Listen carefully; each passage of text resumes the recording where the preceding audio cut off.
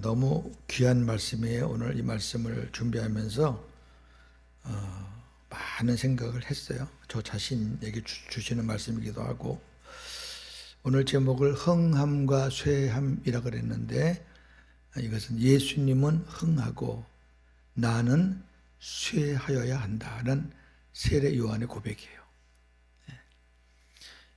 이거는 세례 요한의 고백만 아니라 저와 여러분들의 고백이죠. 이것을 사도 바울의 고백으로 말하면 나는 죽고 예수로 사는 거예요. 같은 거예요. 나는 죽고 예수로만 삽니다.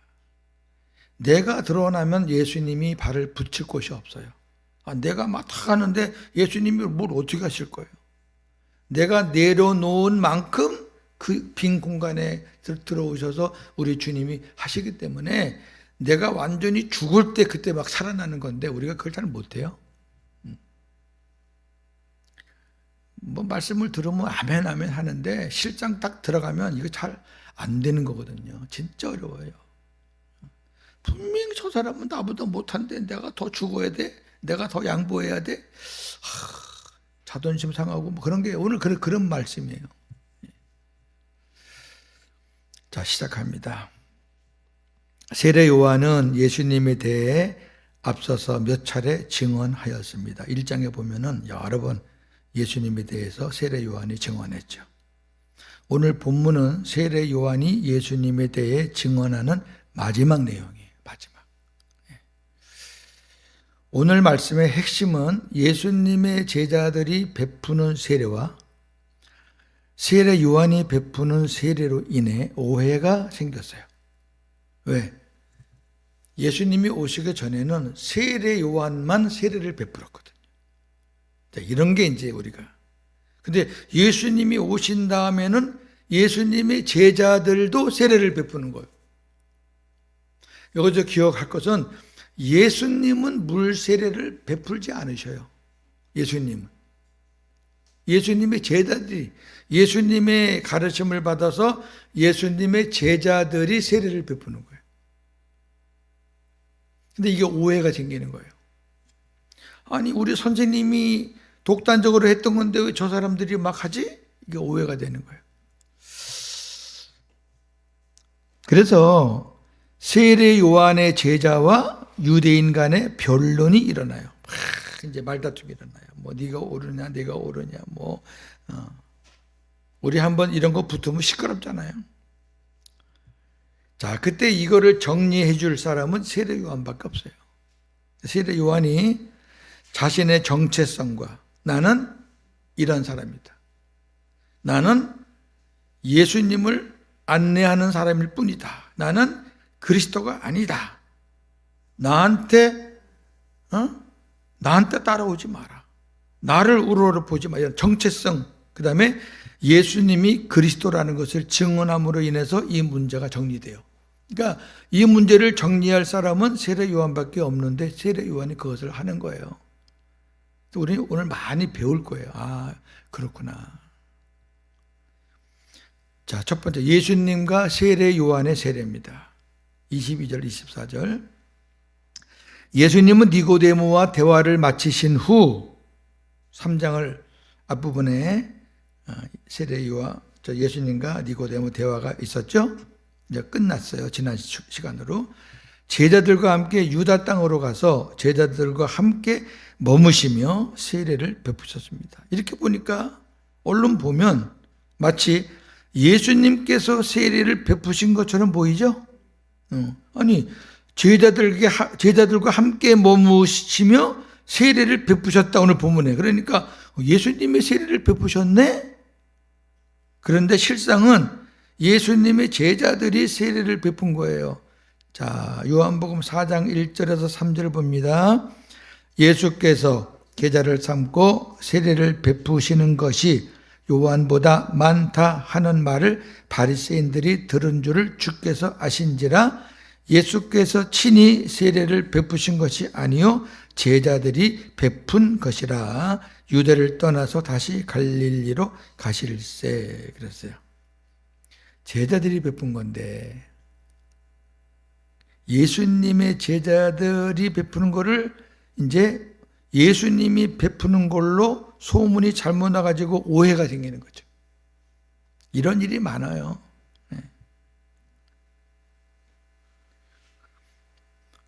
그 다음에 세례 요한도 살렘은 예루살렘으로 보죠. 살렘과 가까운 에논이라는 곳에서 세례를 베풀었어요. 이 에논은 우리말로 샘물, 샘터, 물이 많은 곳이죠. 그곳에 물이 많으므로 많은 사람들이 와서 세례 요한에게 세례를 받았습니다. 그러니까 지금 세례가 양쪽에서 이루어지고 있는 거예요. 에논이라는 곳에서, 그 다음에 유다 땅 어느 곳에서 같이 이제. 이때는 세례 요한이 아직 감옥에 갇히기 전 활발하게 사역할 때였습니다. 이후에 세례 요한은 감옥에 갇혀 헤롯에게 목배임을 당합니다. 요 일이 끝나고 이제 세례 요한은 감옥에 들어가요. 그것도 하나님께서 그렇게 하시는 거예요. 왜? 보세요. 큰 거인이 둘이 있으면 계속 이러한 시시비비가 끊이질 않아요. 그러니까 하나님은 세례 요한의 사명은 이제 끝난 거예요. 이제는 예수님만 바라보게 해야 되는데 사람들은 안 그래요. 사람들은. 저도 옛날에 은사 같은 거 이제 추구해가지고 가서 이제 은사 집회도 한번 가봤는데, 은사 집회 가서 일어나는 현상을 보니까 예수님도 없고 하나님도 없어요. 그 은사 행하는 그 사람이 하나님이요. 현장에서 제가 여러 번 봤어요. 그래서 사람들은 무지하구나. 자, 어떤 문제가 생겼나 볼까요? 25절에서 28절 정결 예식에 대한 변론입니다. 정결 예식은 세례 의식을 말하는, 세례가 정결 예식이니까. 예수님과, 실상은 예수님의 제자들과 세례 요한의 정결 예식, 세례를 베푸는 일로 인해 세례 요한의 제자와 유대인 간의 변론이 일어났습니다. 여기 유대인은 예수님의 제자일 수도 있고 바리새인일 수도 있고 그래요. 하여튼 성경에 유대인이라고 나와 있으니까. 그들이 변론하던 중 이제 안 끝나죠. 변론은요, 중재자가 없으면 안 끝나요. 세례 요한에게 갔어요. 이렇게 말합니다. 이르는 거죠, 이제. 라삐어, 이거 누가 그러냐면 세례 요한의 제자들이 가서 이르는 거죠. 라삐어. 라삐는 선생님이라는 뜻이죠. 선생님과 함께 요단강 저편에 있던 곧 선생님이 증언하시던 이가 세례를 베풀자 사람들이 다 그에게로 갔습니다. 이것을 말했을 때 이 제자의 마음이 좋은 마음이었을까요? 좀 서운한 마음이었을까요? 서운하지. 선생님한테 세례를 받던 사람들이 그 사람이 오니까, 이 세례 요한의 제자의 말 속에 세례 요한의 제자가 예수님을 알아요, 몰라요? 알아요. 세례 요한이 몇 번 얘기했어요. 근데 예수라고 안 하고 강 저편에 있던 그 사람, 선생님과 함께 있던 그 사람 하는 얘기는 예수님이라는 이름을 알지만은 기분이 별로 안 좋은 거예요. 우리 그럴 때 그렇게 얘기하잖아요. 앞에 말했듯이 그들이 예수님이 세례를 베푸신 것을 오해한 거예요. 만약에 제자들이 베풀었다 그러면 더 난리가 났겠지. 이게 무슨, 근데 이제 그래도 예수님이 했다고 알고 있으니까 이 정도로 조용한 거예요, 지금. 그들의 말 속에는 예수님이 세례 요한에게 세례를 받았다는 것을 내포하고, 무슨 말이냐면 선생님이 그 예수님이라는 분한테 세례를 줬잖아요. 선생님이 이거지. 그거가 내포되어 있는 거예요. 자, 이때 세례 요한의 말이 굉장히 중요합니다. 그러자 세례 요한이 그들에게 이렇게 얘기합니다. 만일 하늘에서 주신 바 아니면, 이 말은 하나님께서 허락하시지 않으면 사람이 아무것도 받을 수 없다. 내가 전에도 말했지만 나는 그리스도가 아니요 그의 앞에 보내심을 받은 자라고 한 것을 내가 전했지 않느냐. 이제 앞으로는 너희가 그것을 증언해야 돼. 지금까지는 내가 그렇게 했지만 이제 너희들이 그걸 해야 돼. 그 말은 이제 앞으로 세례 요한은 없어질 거라는 것을 세례 요한은 알아요. 멋있는 사람이에요. 넘기시고요. 하늘에서 주신 바란 그리스도로 말미암아 선물로 주시는 영생을 말해요. 세례 요한은 제자들에게 나는 예수님보다 앞서 와서 예수를 그리스도라고 증언하는 사역자일 뿐 앞으로는 너희들이 이 진리를 증언하라는 사명을 지금 맡긴 거예요. 이 말 속에는 자신의 죽음을 암시하는 거죠. 앞으로 나는 계속 이렇게 말할 거고 너희도 나 따라서 그렇게 말해가 아니라 나는 이제 여기서 내 증언은 끝났고 이제는 니네가 해. 그 다음에 이제 29절 30절은 세례 요한의 마지막 클라이맥스예요. 흥함과 쇠함. 세례 요한은 마지막으로 엄청난 증언과 고백을 합니다. 이렇게 첫 번째 얘기합니다. 29절에 신부를 취하는 자는 신랑이지만 서서 신랑의 음성을 듣는 친구가 크게 기뻐하나니 나는 이러한 기쁨으로 충만하였다.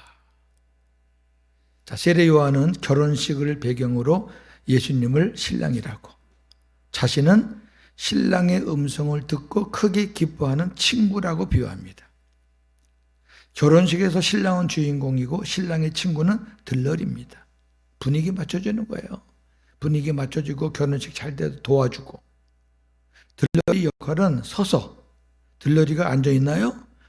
그냥 무슨 말이 떨어지면 움직이게 되니까 이거는 그 신랑 옆에서 겸손한 마음으로 신랑이 하라는 거 다 하는 게 들러리예요. 서서 신랑의 말을 잘 듣고 결혼 예식이 잘 되도록 돕는 것입니다. 들러리는 언제 기쁘느냐? 그 결혼 예식이 잘 마치면 와 됐다. 망치면 내가 망쳤나 봐. 잘 되면 와 좋다. 결혼식도 잘 되고 나도 좋고. 되는 만큼 크게 기뻐하는 거예요. 그게 들러리예요. 들러리가 신랑 놔두고 지가 뭐 신랑인 척하면 되겠어요? 이게 무슨 비유냐면 세례 요한은 자신이 예수님의 들러리 역할을 수행한 것으로 인해 기쁨이 충만하다고 증언하는 거예요. 나는 예수님이 신랑이고 예수님을 믿는 사람들이 신부고 나는 그 중간에서 들러리 역할, 이 일이 잘 되게끔 나는 옆에서 막 도와주고 말해주는, 나는 그것만으로도 내가 할 일이기 때문에 기쁨이 막 충만하다 이렇게 말하는 거예요. 멋있잖아요.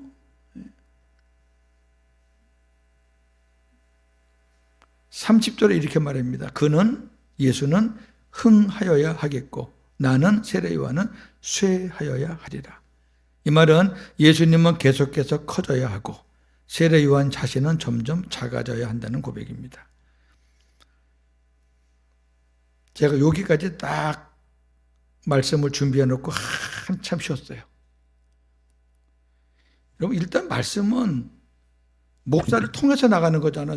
제가 여기에 굴복을 안 하는데 전하면은 그건 하나의 그냥 이론이고 그냥 뭐 책 읽는 거지. 나는 그렇게 살고 있나? 예수님은 나로 인해서 계속 영광 받으시고 나는 예수님 앞에서 날마다 죽고 있나? 거기에 대해서 뭐 자신만만한 사람이 누가 있겠어요? 다 부족하죠. 그래서 제가 이제 기도하는 가운데 세 번째 내용을 좀 썼어요. 무한 경쟁 사회 속에서 살아가는 사람들의 최고의 가치는 경쟁에서의 승리입니다. 이겨야 되는 거죠. 이번에 총선도 이겨야 되는 거고, 지니까 지금 보세요. 비참하잖아요. 짐은 비참한 거예요, 세상은. 이기면 거짓을 했든 도둑질을 했든 사기를 쳤든 이기면 되는 거예요. 그게 세상의 논리예요. 그거는 세상의 가치고요. 그리스도인들에게 있어서 최고의 가치는 경쟁에서의 승리가 아닙니다. 예수님과 세례 요한은 당대의 두 거인이었지만 두 분이서 경쟁하면서 사역하지 않았어요. 예수님은 세례 요한이 경쟁의 대상이 아니죠. 물론 당연히. 근데 세례 요한의 입장에서는 예수님이 경쟁의 대상이 될 수도 있어요. 왜? 세례 요한이 마음먹기 따라서. 그 이유는 이렇습니다. 자신의 정체성, 내 사명이 뭐고 내 역할이 뭐냐, 이거를 분명히 알았단 말이에요. 하지만 세례 요한의 제자들은 또 달라요. 자기들의 스승을 생각하면서 예수님에게 경쟁심을 느꼈던 것 같아요. 그러니까 선생님과 같이 있었던 그 사람, 물론 예수님의 제자들이 세례를 베푼 것을 예수님이 베풀었다고 오해했기 때문입니다. 아까도 말했지만 예수님의 제자들이 세례를 베풀었다는 것을 알았다면 아마 세례 요한의 제자들이 난리 법석을 떠들었을 거예요. 그럼 이랬을 거예요. 선생님, 저기 예수라는 사람의 제자들도 세례를 베푸는데 선생님, 우리들에게도 세례 베풀 수 있는 그런 고난을 주세요. 안 그랬겠어요? 그랬죠, 당연히. 왜? 자기들이 말하는 선생님, 세례 요한의 상대는 예수님이지만 예수님의 제자들의 상대는 자기들이거든.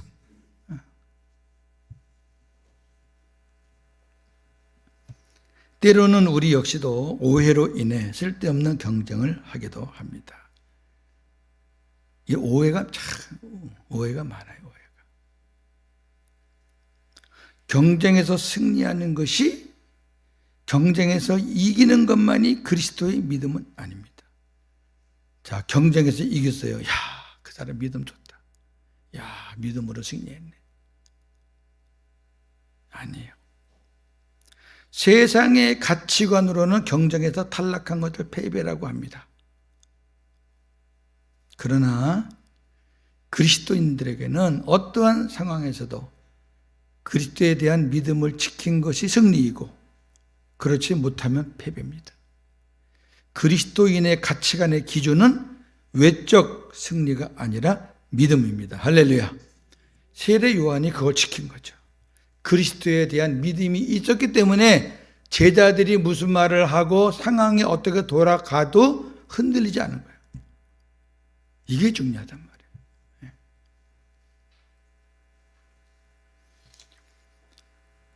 자, 말씀 정리합니다. 세례 요한은 참된 선지자였습니다.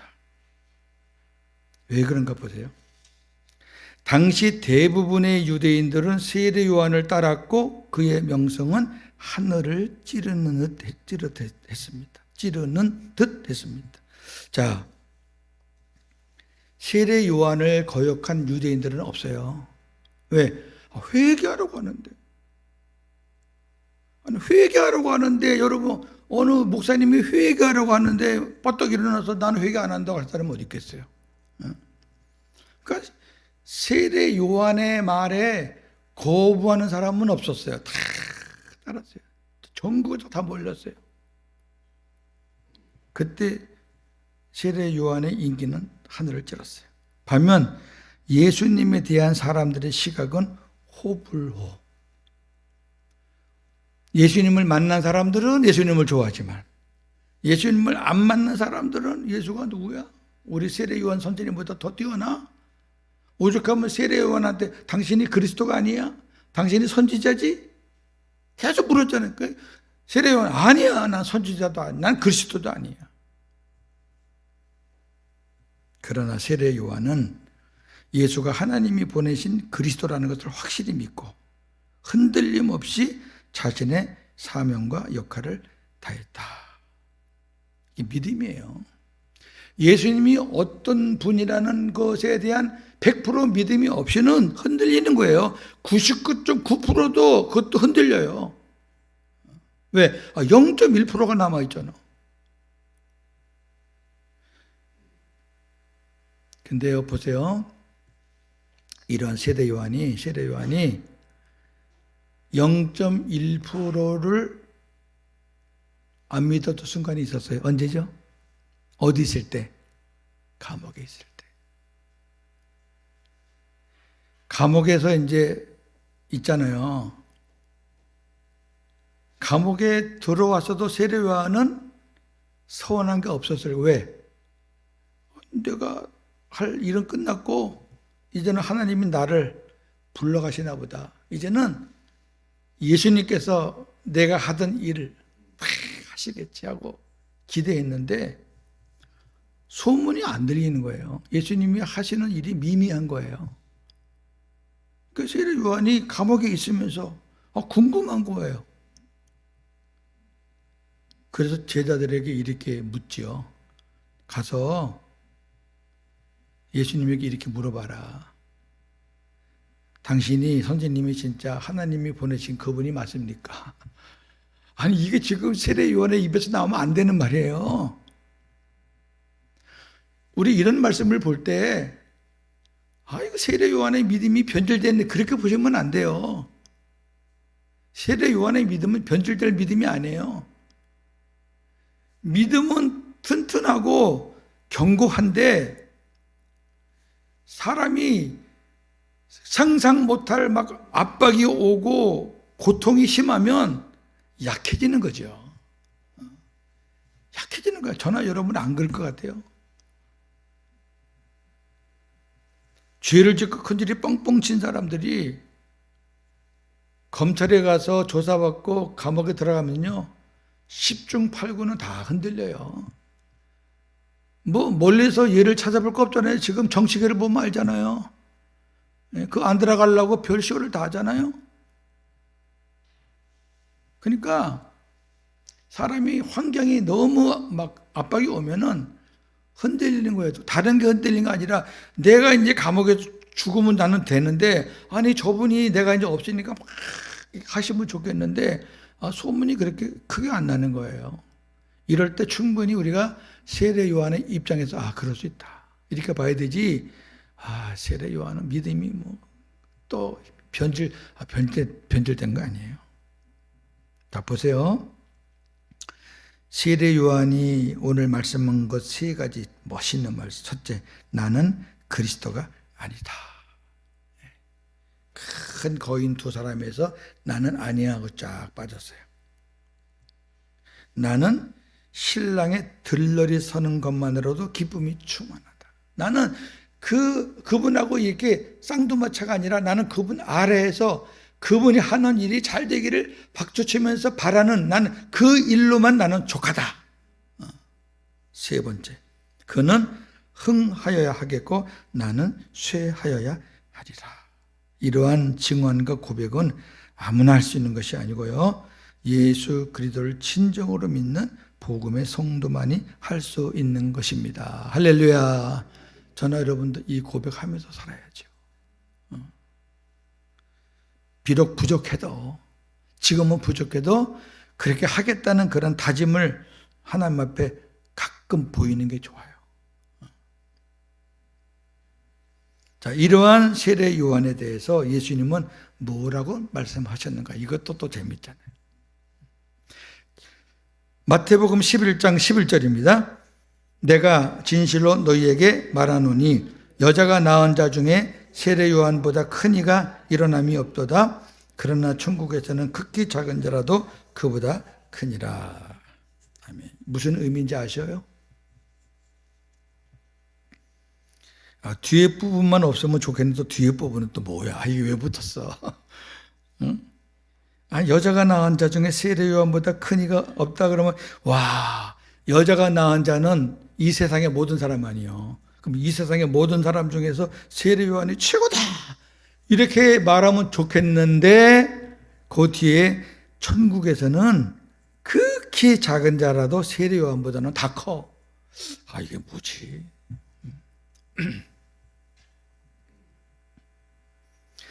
자, 제 말을 잘 들어보세요. 우리 그 신학을 배우게 되면은 계시의 점진성 이런 게 있어요. 계시는 하나님이 보여주시는 거예요. 성경에서 계시의 주인공은 물론 예수님이에요. 그래서 구약은 오실 예수님, 그 다음에 사복음서는 오신 예수님, 그 다음에 바울서신 그 뒤에는 다시 오실 예수님이에요. 그런데 계시의 점진성이라는 건 뭐냐면은 결국 구약의 모든 사람들이 예수님에 대해서 증언한 거거든요. 믿음의 조상부터 봅시다. 아브라함도 수양을 제물로 드리면서 예수님의 희생을 성령의 감동으로 듣고 기뻐했다 그랬어요. 그 요한복음 8장에 보면은 아브라함이 나를 보고 기뻐했느니라. 그러니까 내 후손 중에서 메시아가 오셔가지고 인류를 위해서 고난을 당하시고 인류를 구원하시겠구나. 그 메시지에 막 기뻐 뛴 거죠. 우리가 아브라함에 대해서 이제 상세하게 이제 언젠가 할 거지만, 그 다음에 조금 더 올라가면 모세는 이스라엘 백성들을 구원하면서 장차 오실 메시아는 나는 이스라엘을 구원했지만 그분은 전 인류를 구원하실 분이구나. 이거를 깨달은 거죠. 그렇게 점점 예수님에 대해서 폭넓게 알아가는 거예요. 이제 시편에 오면 다윗이 등장을 하죠. 다윗은 예수님의 출생, 고난, 부활, 승천, 그 다음에 우리 안에 오는 임마누엘까지 다윗은 다 찬양해요. 그러니까 다윗은 예수님에 대해서 더 많이 알아요. 세례 요한은요, 아브라함부터 말라기까지 증언한 그분을 직접 뭐 했어요? 만났잖아요. 계시를 직접 봤잖아요. 할렐루야. 이건 다르죠. 예고편을 100번 봐봐요. 그런 차원에서 모든 선지자 중에서 나에 대해서 가장 정확하게 본 사람은 세례 요한뿐이다. 세례 요한이 제일 크다. 그런 의미예요. 뭐 인격적으로 크다 그런 개념이 아니에요. 성경은 그렇게 푸는 거 아니죠. 그러면 천국에서는 아무리 작은 자라도, 이 땅에서 세례 요한보다 못한 사람이라도 천국에서는 지금의 세례 요한보다 크다는 얘기는 천국에서는 그 예수님과 함께 사는데, 이해가 되시면 아멘. 그렇죠. 그러나 뒤에 거는 앞으로 될 일이고, 예수님에 대해서 정말 정확하게 확실하게 가장 많이 알았던 사람은 세례 요한인 것은 분명합니다. 얼마나 행복했을까. 그러니까 세례 요한은 예수님을 봤기 때문에 죽어도 한이 없어요. 억울함이 없어요. 한 주간도 세례 요한의 증언과 고백을 묵상하면서 복음으로 승리하시는 저와 여러분 되기를 주님의 이름으로 축원합니다. 감사합니다. 하나님, 오늘 주신 말씀 흥함과 쇠함, 나는 그리스도가 아니다. 나는 신랑의 들러리 서는 것만으로도 기쁨이 충만하다. 그는 흥하여야 하겠고 나는 쇠하여야 하리라. 이 고백이 세례 요한의 고백만이 아닌 우리의 고백이 되게 하옵소서. 예수님의 이름으로 기도합니다. 아멘.